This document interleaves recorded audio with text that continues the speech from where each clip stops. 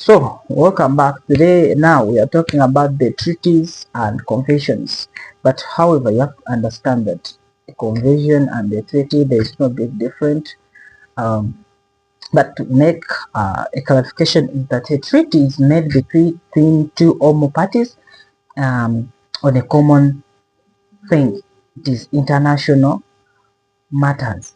So when the countries sit and they agree on a certain thing, and they enter into binding of the same, then it means that it is uh, a treaty.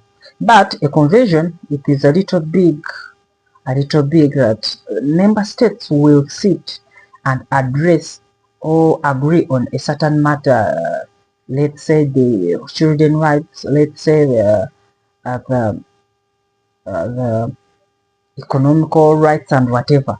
So that is the convention. Now, when you look at Article 2.1 of Vienna Convention of law of treaty, they give out the qualification of a treaty that it must be in writing or it must be written instrument, and that instrument must be between two or more parties, and the parties must be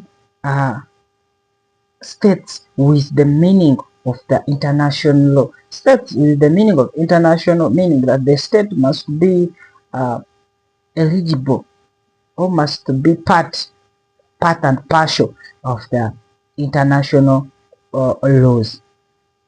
We talked about the state, the qualification of the state, as in the state must have the defined population, must be defined territory, it must be recognized. So the member to be eligible to enter into a treaty, then you must fall in that category. So the parties must have intended for the agreement to create a legal obligation. They must first intend. It is not a mere writing. There must be intentions. All the subject matter of to why they are entering uh, into that exact treatment. I mean, yeah, that exact treaty. Now we are seeing the law making treaty. When you talk about the law making treaty, it is how the treaty is basically made. But before that, we have to look at the key terms. What the key terms you have to understand under the treaty. One, when you look at the Article 2 of Vienna Convention Law of Treaty, it will explain the meaning of a treaty. Then Article 2.1b, it will talk about the ratification, acceptance, approval, and whatever. So ratification means that as in these members, the moment they sit down and they make that treaty, yes, the member of the state must or may consent or accept, but that is not all. The best is that person will go home, whether they will sit in their parliament and approve. Now, when they approve and when they approve that they want to go with that exact treaty, then that is what we call ratification.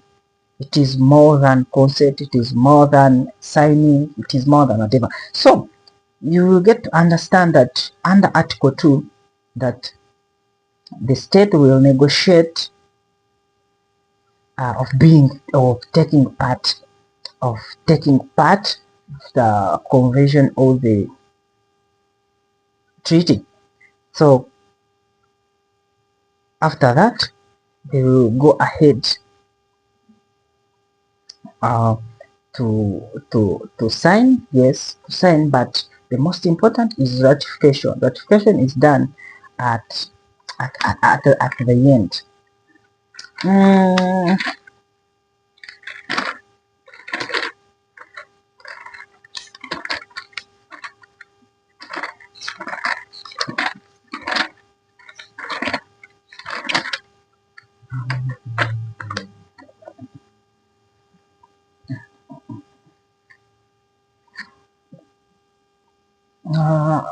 So the difference between ratification and signature and consent to be bound, it means that signatures, it shows the intention, the representative of the state is, their intention is to have that same treaty, and willingly they may consider it to be a treaty, but yes, they may go ahead and sign it. That does not mean a real consent. The consent is a ratification, as I've said. Ratification is to go back and approve in their sovereign state, in their parliament. So they will go back, they sit down, they say, yes, this was presented as this and this and this and this, and they will approve. So the moment they approve, then it will automatically bind. They will bound with that treaty. Thank you for watching. Thank you for listening. Subscribe to the channel, and I salute you.